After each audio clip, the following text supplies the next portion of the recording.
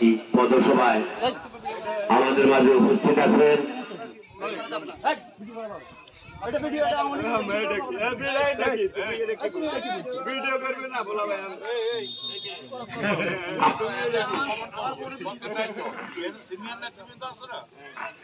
আমাদের মাঝে উপস্থিত আছেন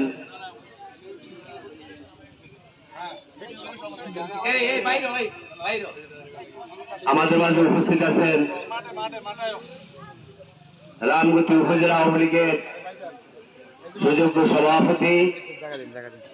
আমার শ্রদ্ধাভাজন নেতা বীর মুক্তিযোদ্ধা জনাব আব্দুল ওয়াহিদ মুরাদ সাহেব। আমাদের মাঝে উপস্থিত আছেন যার কাছে আমি ব্যক্তিগতভাবে এই সমাজ এই গ্রামের প্রতিটি অভিভাবক সারা জীবন যার কাছে আমরা